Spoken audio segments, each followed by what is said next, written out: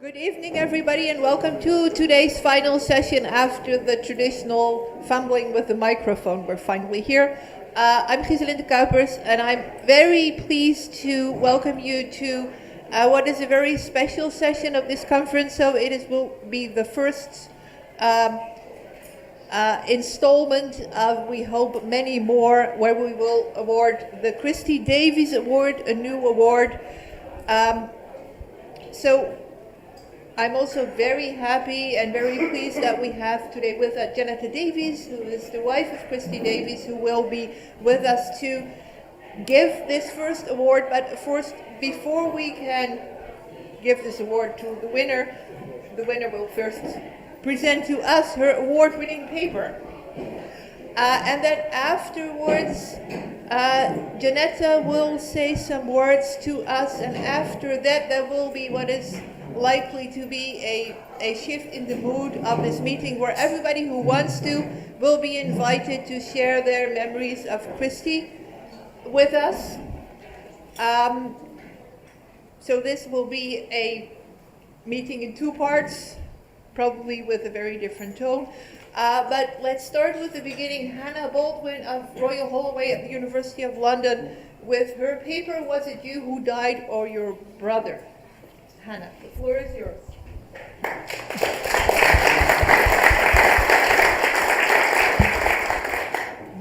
Good evening. First of all, I'd like to thank the organising committee for this award. It's a great honour to receive it, not least because the panel of brilliant papers we've heard today provides an excellent opportunity to further expand and develop the ideas of Christie Davies, who has left a legacy well worth building on. This paper will perform a trans-historical test of target theory on the one extant joke book from the ancient Greco-Roman world, the Philagelos, or Laughter Lover. This is quite a late Greek text from probably the 4th century AD, but of course this does not mean that this is the first instance of these jokes, and in some cases we have examples of the same joke from much earlier.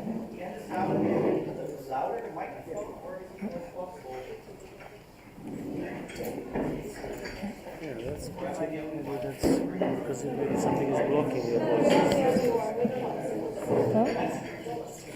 Ideally, of course, at the moment everybody sits down. It might be easier. Hello? The speaker. That better? Is this better?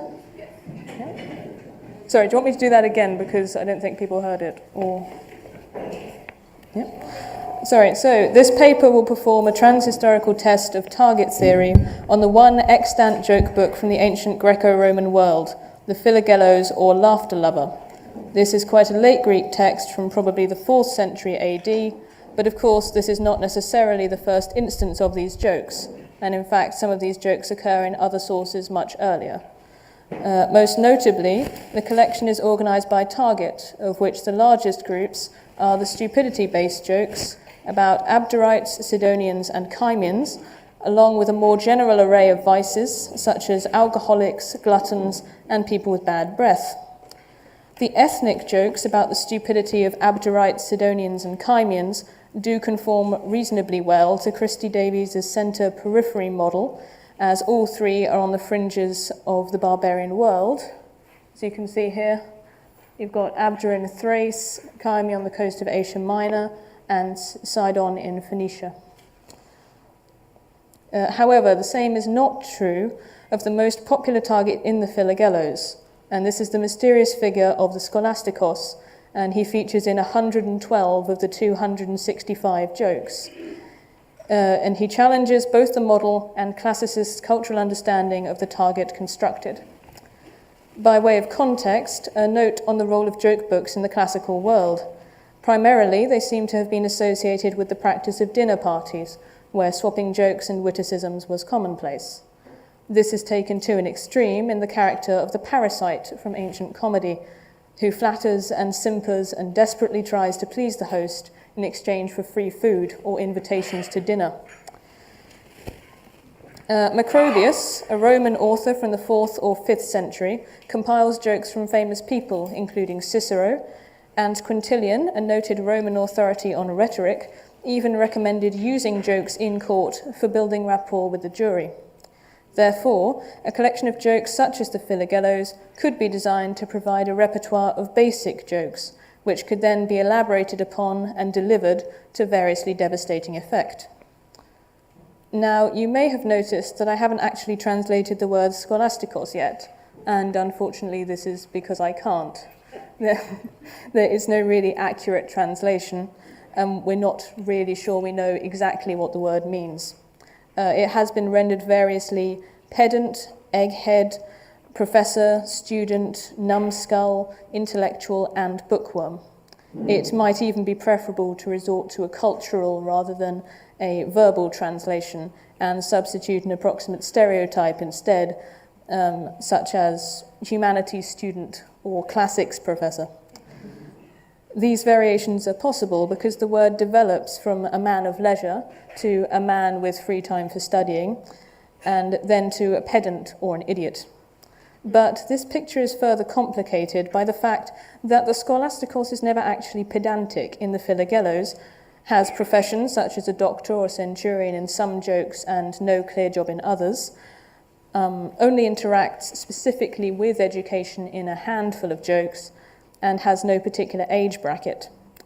There is an etymological link to the Greek term schole, which goes from meaning simply leisure to meaning a school or lecture, but beyond this general association, classical scholarship is essentially exhausted on the topic. However, examining the jokes in the Philagellos, a recognizable stereotype does emerge. For example, from the joke which gave this paper its title, I'll let you lot just read it.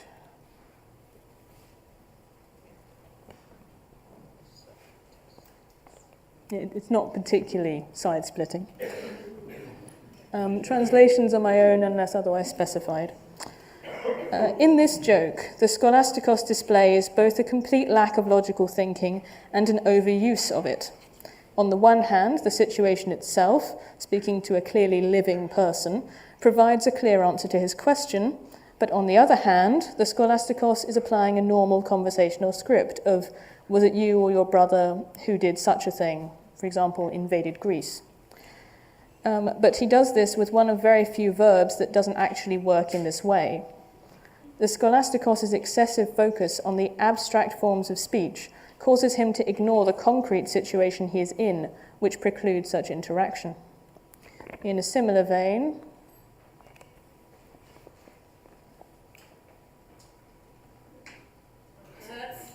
yeah, we got a laugh that time, that's better. This is the only mathematically based joke in the Philagellos, and again it demonstrates the scholastikos misapplying abstract principles, here mathematical ones, to an inappropriate situation. The price of slaves in the ancient world was never cheap, so you're looking to get as much work and use out of your slave as possible. So in no sense could two 15-year-old slaves be thought equivalent to one 30-year-old. Nor, as Stephanie West has argued, can the sexual aspect be ignored. This confusion of abstract and concrete is not limited to principles either. Another one.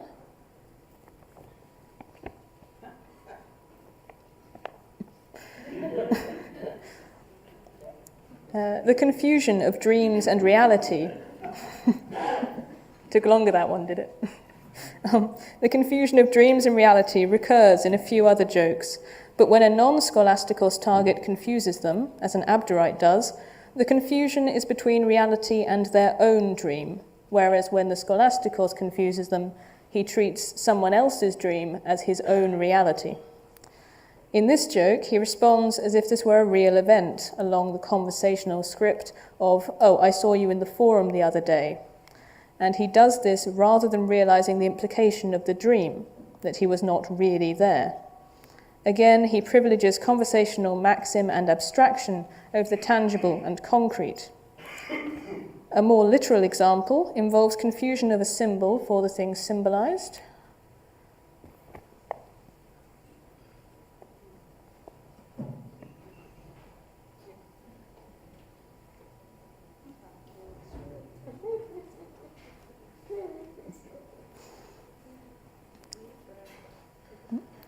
Here, the scholastikos confuses the abstract concept of money, as symbolized by the cheque, for the physical amount of money it represents, and this confusion leads him to misapply qualities held by £150,000 in cash to the piece of paper representing it. Here, he misapplies the weight of £150,000 to the cheque. This indicates a complete detachment from everyday life. To him, everything is abstract. As can be seen from these examples, the scholastikos is a character who is unable to distinguish between the abstract and concrete, leaving him unable to interact on a basic level with everyday life. Given what has already been mentioned about the etymology and meanings of the word, it is clear that by introducing the scholastikos character, the jokes are setting up his stupidity as resulting from his education. When rationalizing his actions in these jokes, the audience can attribute these stupid mistakes to his prioritization of abstract learning over common sense, and learning or education it must be, given both the premise of the word itself and the attention to forms of speech and abstract thought which is indicated.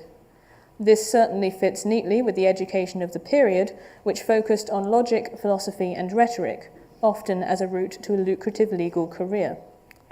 This is further supported by jokes with a more obviously rhetorical bent.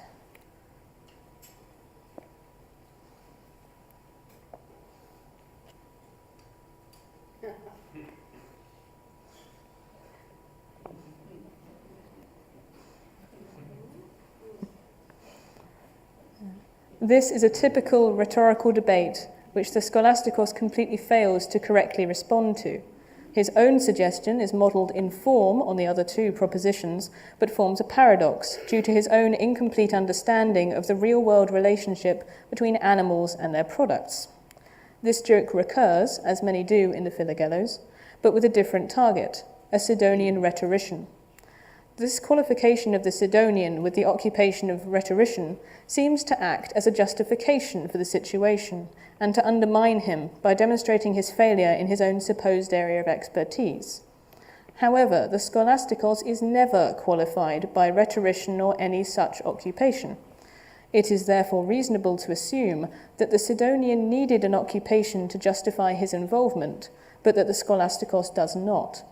So the rhetorical element must already be implicit in the stereotype. This supports the idea that formal rhetorical and logical education is the fundamental basis of the stereotype and provides the reason for his inevitable stupidity, over-education. So far, the etymology and the stereotype within jokes seem to agree, and I would stress that the specific humorous stereotype of the scholastikos needs to be similar to, but not necessarily identical with, any non-humorous usages of the word. The association between stupidity and education is not limited to the Philagelos. Lucian makes particular mockery of philosophers who are abusing their education for personal gain in his dialogues on dependent scholars and professor of rhetoric. He also targets philosophers who are preaching one thing and practicing another, and thus only imitating wisdom, in his works The Eunuch and Lover of Lies. Lucian is a Syrian writing in Greek under the Roman Empire, so ironically it is education, and specifically a Greek education, which has enabled him to achieve his own position and status, and he is careful to police these boundaries against others. Education was, if anything, a force for limited social mobility in the empire, as even slaves and freed slaves could achieve wealth and power through education. This can be seen in Petronius's Dinner at Trimalchio's, which is an extended satire of a wealthy but gauche freed slave who has pretensions of learning but no real understanding. Although these are earlier examples, they do indicate similar anxieties about education and the possible abuses of it, especially given the social mobility which could be achieved. Thus, scholastikos jokes could be tapping into elite concerns about the educated rising through society and simultaneously reassuring the uneducated, who might envy this social power of education, that it isn't really worth much anyway. This is perhaps why the scholastikos character is so prominent in the Philagelos, universal appeal. No one would identify themselves as a scholastikos, and so everyone can laugh. This may be why the scholastikos is so hard to define beyond a basic claim of education, He is designed to be vague in order to be an object of hostile anti-identification by educated and uneducated alike. However, as the etymology of scholastikos from the word meaning leisure suggests, these people must be sufficiently well off to afford not to work in order to have the leisure to study. This would initially suggest aristocracy, which Davies explains using his monopoly versus competition model, which attributes stupid jokes about powerful groups to their status as a monopoly, such as communist leaders and aristocrats. But this is not really an accurate picture of education in the ancient world. Whilst the lowest class could not hope to get into education, the higher classes could. Slaves or freed slaves were also able to gain access to this social status marker, and many of the educators of the ancient world were in fact Greek slaves, since Greek language and education was highly prized and formed the basis for the Roman system. The Romans were also not above employing or owning Greek slaves to do the intellectual work for them. Especially given the mixed presentation of the employment status of scholastikoi in the Philagelos, it is hard to see this as a case of an aristocratic monopoly, nor did teachers and scholastikoi have any real power. Under the empire especially, power was in the hands of hereditary emperors, and representatives in the Senate were drawn only from senatorial rank citizens. The Scholastikos also raises some useful transhistorical questions for the mind versus matter model suggested in Christie Davies' 2011 book, Jokes and Targets. This model suggests that groups about whom stupidity jokes are told are groups without specialist knowledge or skill, who are associated or involved with manual jobs and thus do not have to use their brains. The opposite of this is canny jokes about lawyers, bankers, etc., who use their minds but to a material end, and who feature in much more contextually specific jokes. It is apparent, not only from the selection of jokes above, but from the repeated jokes about the scholastikos, which are adapted to fit other stupid stereotypes, such as Chimeans and Abderites, that the scholastikos is one of these stupid groups. However, he certainly has no whiff of physicality about him. He is entirely mind over matter, representing the other end of the extreme from rural peasants, and many of the jokes revolve around his poor financial judgment, so he can hardly be canny. The scholastikos is precisely the kind of vague social group that Davies' theory of stupidity-based jokes is designed to cover.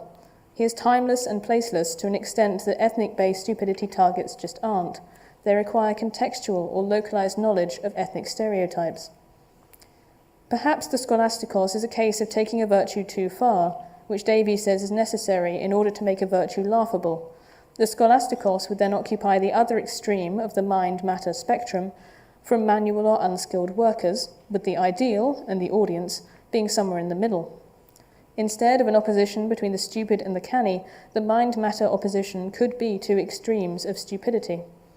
However, the difficulty in fitting the scholastikos into the model may be unavoidable, since the main bulk of the theory of jokes and targets is based on a modern, industrialized world with its focus on competition in the marketplace, which just doesn't map onto ancient systems to the same extent. Nevertheless, Davies' theory is of great practical use in demonstrating continuities and discontinuities between outgroups as constructed by ancient and modern times, as well as indicating which oppositions are more persistent across time and culture, and which are more locally constructed. And there's a bibliography for you there. If anyone's interested in stand-up, the second English translation was a translation by a classics professor to be performed by a comedian. I think there's clips on YouTube somewhere.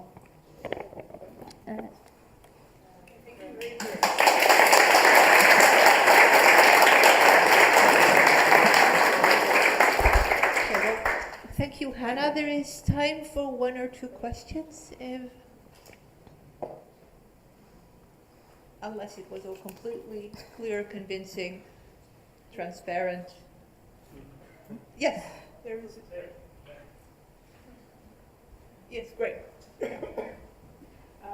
In some jokes of the past half century, so at least in Britain, there's a comic stereotype of the absent-minded professor who again finds himself doing stupid things because he's out of touch with reality, and again is not a manual labourer. So maybe a modern counterpart. It's not a unique Would you say there's any similarity? Yes, it's actually quite frequently translated as absent-minded professor, but I suppose I'm reluctant to use that term, although you're right, the stereotype is very, very similar, because that suggests forgetfulness, whereas the scholasticos is not really forgetful, it's more ignorance due to overthinking things, and yes, trying to be clever. More questions? Okay, then we now move on to the formal part, and we have, I'm sorry, Hanny, you'll have to stay here for a bit because I'm going to read the jury report. So we have, because it was immediately formal, so hang on, yeah. Sorry. So, because this is the first time that we do this, so the first Christie Davies Award, so the jury members were Delia Chiaro, Władysław Kropicki, Jessica Milner-Davis, myself, Lizzie Leineste, and Moira Marsh. And the Christie Davies Award, as we said, is a newly founded award to commemorate pioneering humor scholar Christie Davies, who passed away in 2017. The award is intended for a paper in social and cultural studies of humor by a young scholar who is working to receive an MA or PhD or has received a doctoral degree very recently. And I'm very happy to report that also yesterday the ISHS board has voted to continue this award for perpetuity, no less. So that is very good news indeed.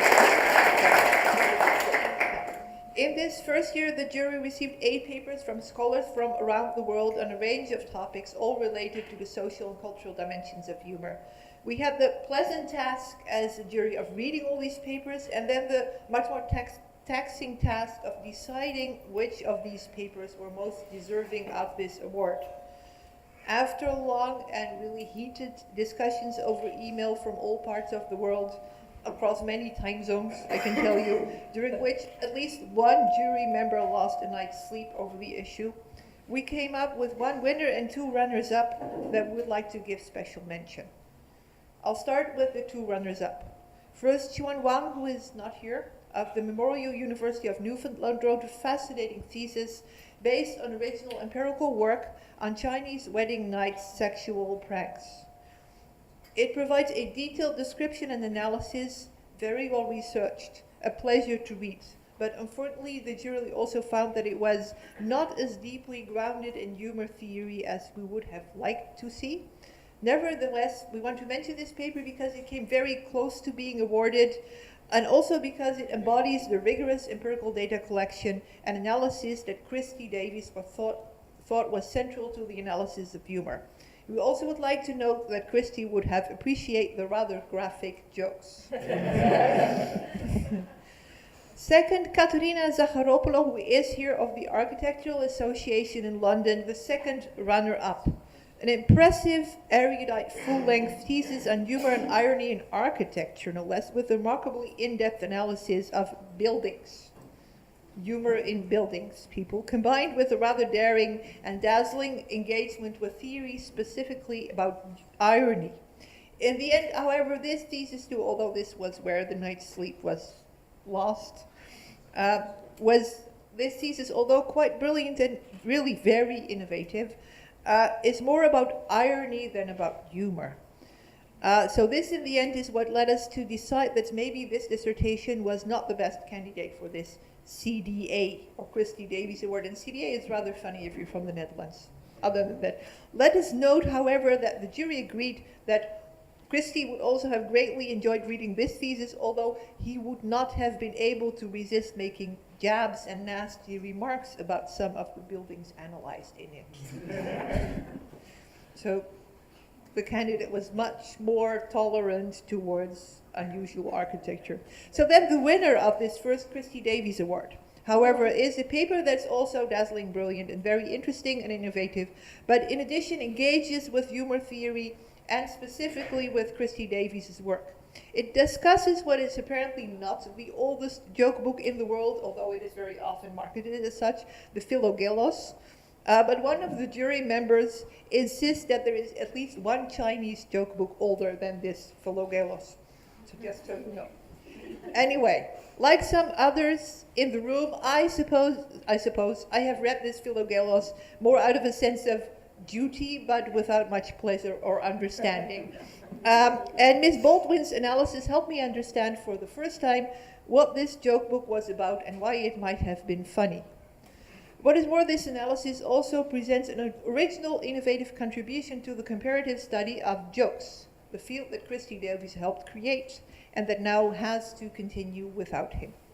Hannah Baldwin's paper is a wonderful addition to this field that we expect to make a lasting contribution to this comparative study of joke. I'm therefore very happy to present, along with Janetta Davies, to Hannah Baldwin the first Christie Davies Award in honor not only of an outstanding old scholar, but also in honor of an outstanding young scholar in the comparative study of jokes. Congratulations. Thank you. Really congratulations. He would have wanted to talk to you about it.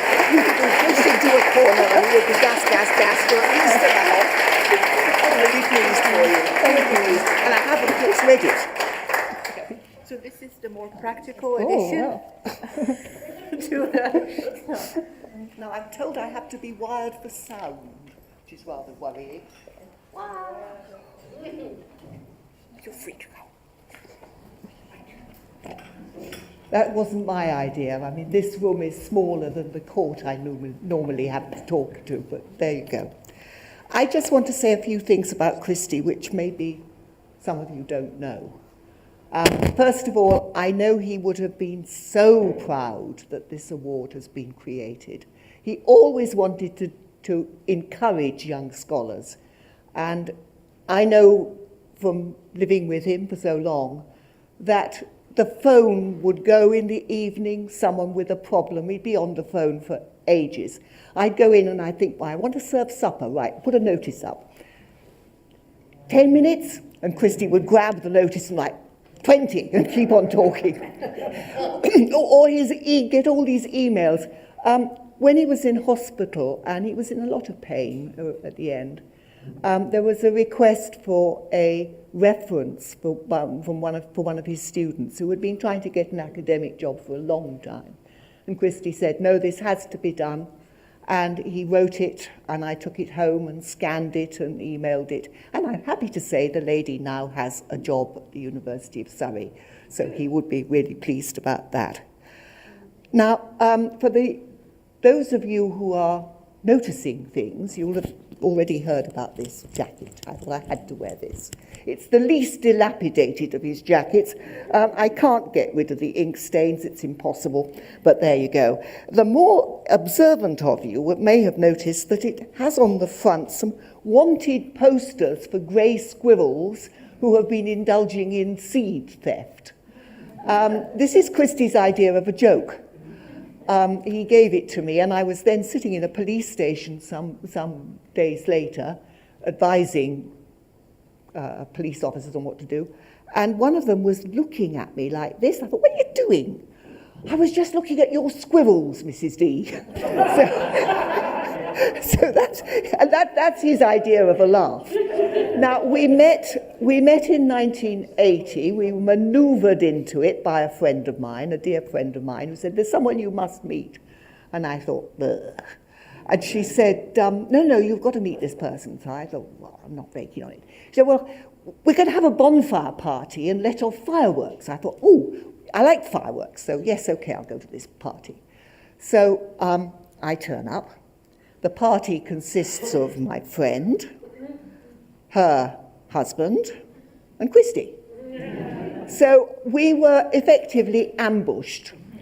There was then 2 years of dithering, which I am not going to tell you about. And then sometime in 1982, we got together, and I have been with him ever since. So although, yes, it is a time for sadness for me, I had 35 brilliant years. And how many people these days can say that? So I have so much to be thankful for. Now, Christie said once he imagined heaven as being a vast conference. A conference, no, quite seriously, a conference in which all the papers would be brilliant and he would have lots of energy to go and nose into other people's academic business. And especially with the conference of this association, he always tried to come. And he was so pleased that he managed to get to Montreal last year. His lifetime award that he got is still on the front windowsill, pointing outwards, so everybody who comes to the door has to read it.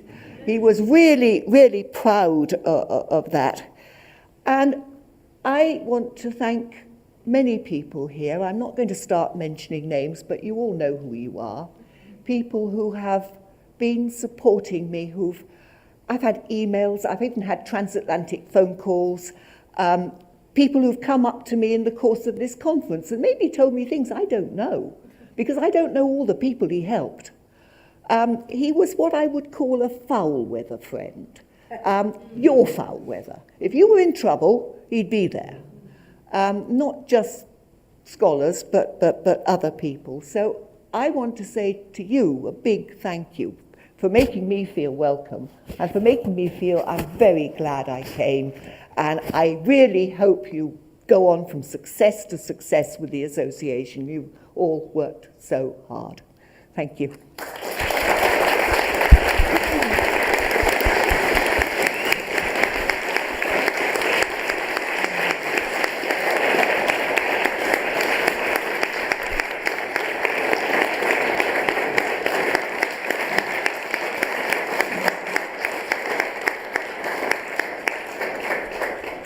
Thank you so much, Dan. Thank you for being here and for sharing this with us. I think it's been really great that you've been here. I think many of us have been in touch with you this year, and Yes. it's very special to us. So, now for the remaining part of this, if there is anyone who wants to share their memories, thoughts, ideas about Christie. You start. No, I didn't prepare. I have said all I had to say in the memoriam I wrote. He was a great friend, a great scholar. I've said what I had to say. Tell you a story. Yes, Story please do. would be good, yeah. Can you hear me? Actually, you can. Yeah, everything is. Yes, you want to take this out? Oh, Please do. this is the story that Christie gave me. He insisted it was anonymous, and he didn't know anything about it, but he thought I might be able to use it in my book, which I did, which is about a practical joke that took place in an unnamed university academic department amongst people that are also remain unnamed, and this target especially is still unnamed. For some reason, the other fellows in the department decided that they wanted to play a joke on this one guy, and so what they started to do was gather old clocks, and one day at a time he would get a clock in the mail, and when they ran out of old clocks in the department, they went to other places and gathered more and more of them, and their point was to watch this fellow's reaction, because he'd be sitting in the department meeting. He's like, "Oh, I've got another bloody clock today. What's going on?" Of course, the point being there was no point. Okay, thank you. That's some.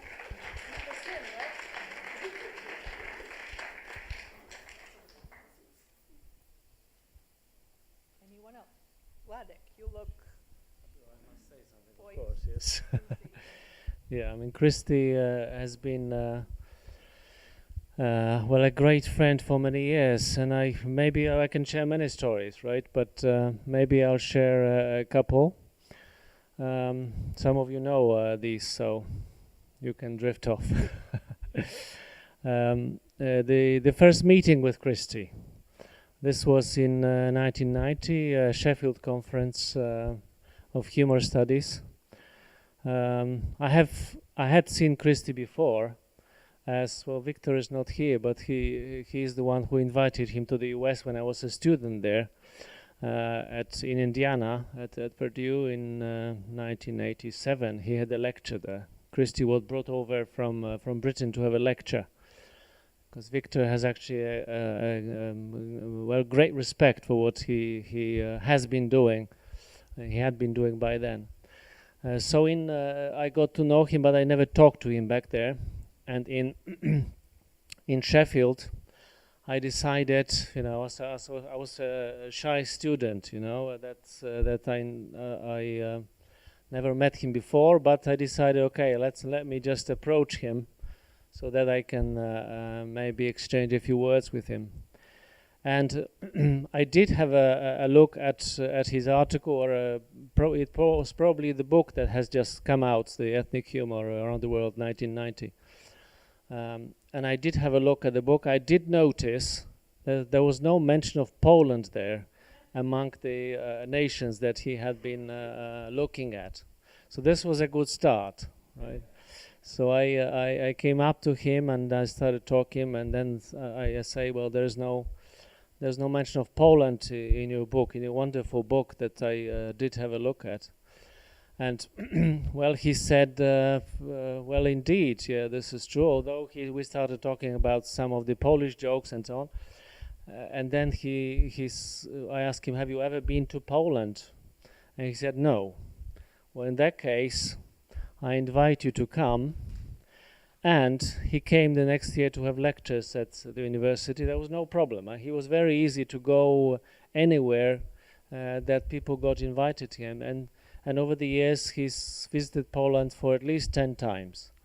As I told you before, we also went to in my talk earlier, we went to the mountains together, and there was always something to talk about. I mean, he was really a listener. Apart from being a talker, he was also a listener. You knew that he was listening to you, and he was about to give you his all kind of advice that he has had. So that's a wonderful experience of friendship and of being together for years. He also had this habit, as Jan has mentioned, of calling people. Right? He wouldn't. Well, he did write emails later, but he would call. Right? So all of a sudden, if he considered someone a friend, he would call, usually quite late at night, and then you could receive a phone call, and you knew this is going to last a little bit. So he wanted to know about the situation. He also wanted to know about plans. That was usually a few months before a conference. So he would say, "Okay, I'm coming. These are my plans. Why don't you join me for a walk or for a little trip afterwards or before?" So that was something really that was memorable. There was no one else that would actually do it to me. Right? There was calling and reminding me of this. A few other stories I have told before. So I think I will stop here. Thank you.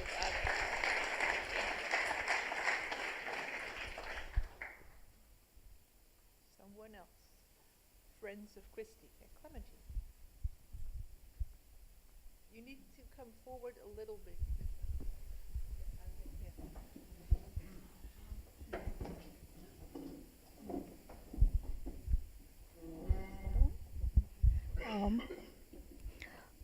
The time I really got to know Christie was in Australia, and it was it's too loud.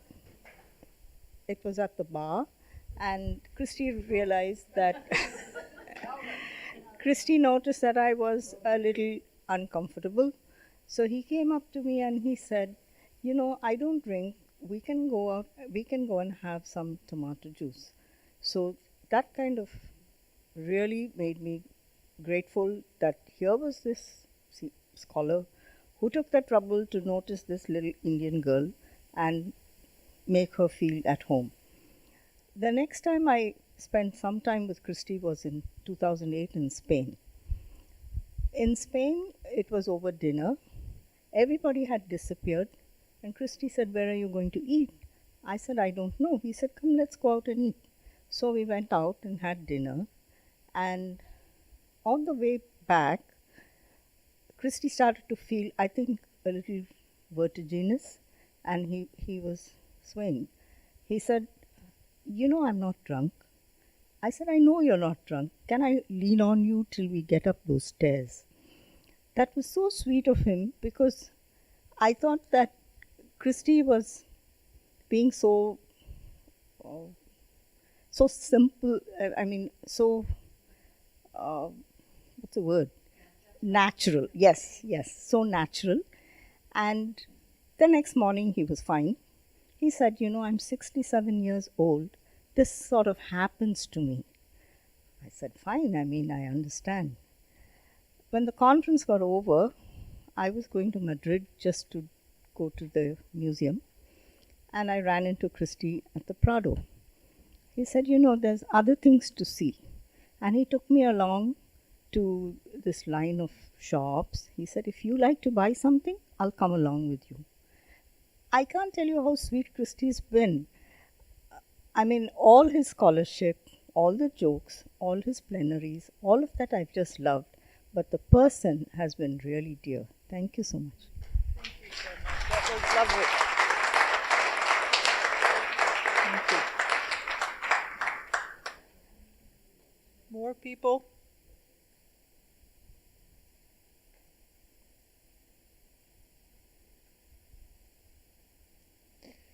So maybe I will. So I didn't really want to do this because I know I might cry, which I don't really like.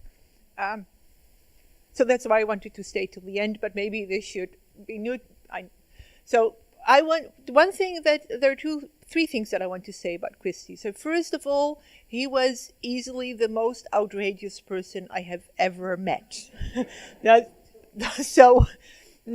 I think there are many anecdotes that came up. One of the things that always come to mind was the time that I was with him in a historical town in Williamsburg, Virginia, where people were doing all these sorts of ancient arts and crafts in this sort of old-fashioned, and he would, for the entire day, he has been pretending to be Polish. So he introduced himself to everybody, you know this, right? He introduced himself to everybody as Władysław Hoplitsky. I'm not sure what he did to your name. And he kept talking to people in some sort of invented Polish. And these were very polite Southerners that would sort of go along with this. And I have many memories of Christie's engaging in this sort of extensive two-day-long pranks that would just go on and that would you take completely seriously. This was something that was so, and he was very serious about this in a sort of determined way to sort of continue to spread confusion around him. And it was extremely interesting to be around that. And also very entertaining. So the second thing I want to say about Christie is that he was one of the smartest persons I met. So that ever since the first time we met in Oklahoma, and one of the things that these humor conferences have done to, I think, all of us, take us to really very unusual places where you will spend a long time with a lot of very unusual people, and sort of meeting them every year again in yet another very unexpected place, a dry campus in Oklahoma, a very faraway place in Poland, an Estonian midsummer celebration, folk dancing, many different things. But meeting Christie for the first time, it struck me that this was someone who was tremendously smart. So I remember first saying to Jessica, Christie knows everything about everything.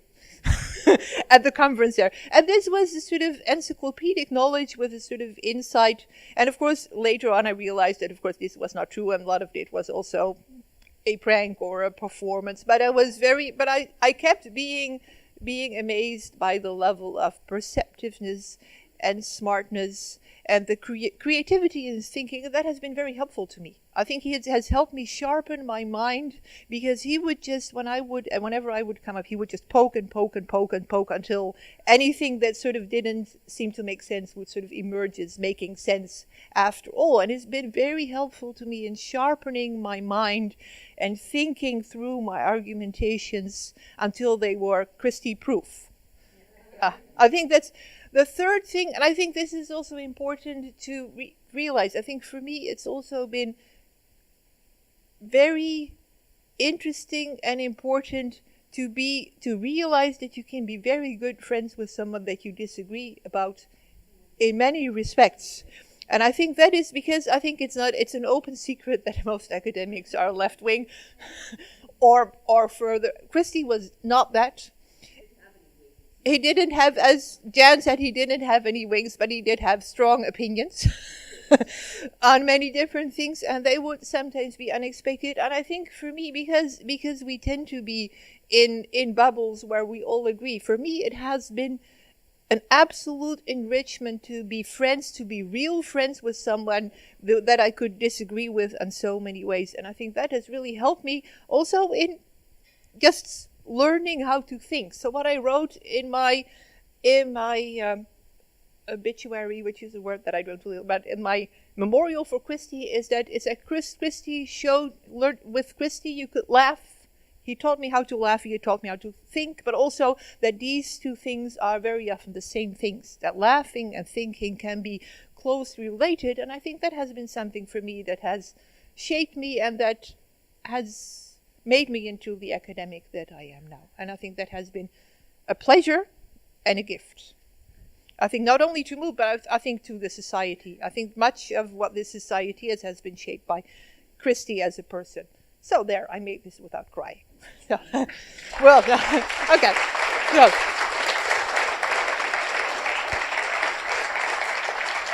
anyone else?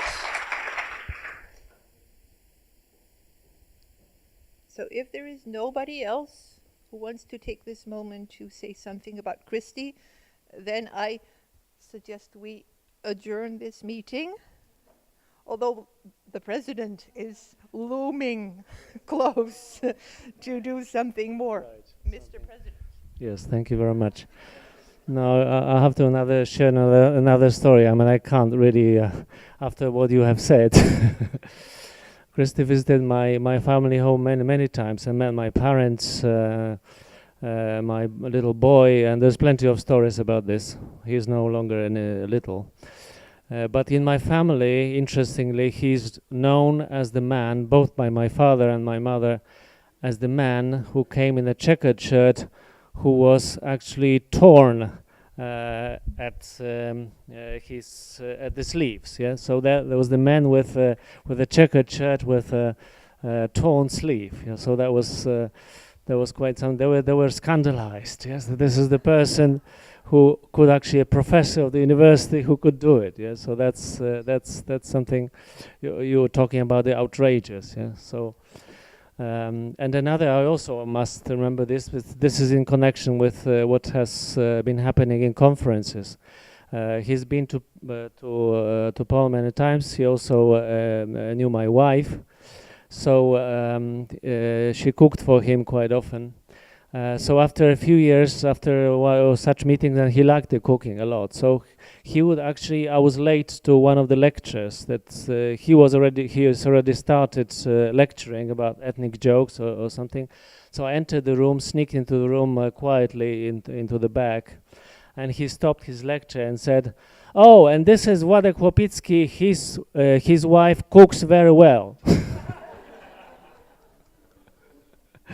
So well, there's more stories, but I will refrain from them. You can ask me, so I can tell you many more.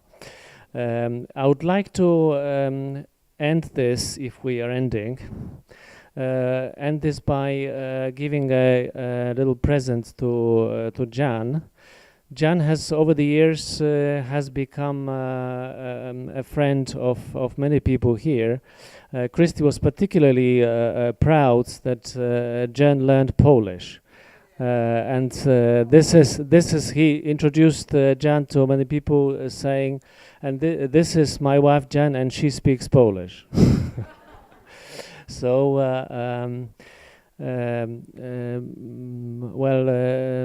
Jan indeed has been learning Polish over years, and she is coming again. So I'm very glad that this is happening. As one of the last things that Christie said before, when I saw him again in Montreal when we were saying goodbye, I said I needed to go, and I say okay. He shook hands with me, and please do take care of my wife. So I am going to do that.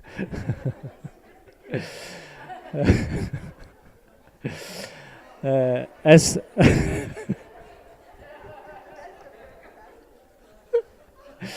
so as one of the right, so as one one of the things that's I would like to give you a printout. That's the only copy. That's the only copy of the European Journal of Human Research, Volume 5, Issue 4, in memoriam Christie Davies. This is an online journal, but that's the only copy I printed for you, and this is signed by quite a few important people.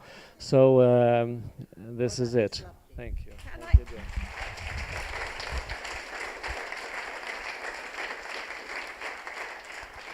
I can't resist telling you one last joke. When I was going into hospital, and at this stage I didn't know Christie that well, and I was very worried about the operation I was going to have, and a little booklet of jokes appeared in the post, anonymously. And at the end of this book was the story that some children had said to their father, "Daddy, why does she keep reading the Bible?" "Well, you see," said the father, "she's studying for her finals." Okay.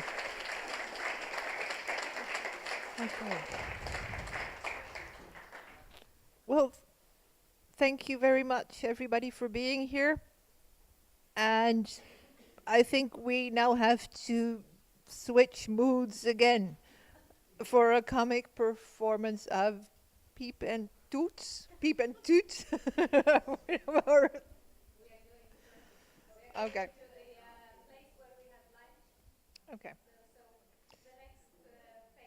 So there will be first a pleasant stroll, and then there will be a comic performance.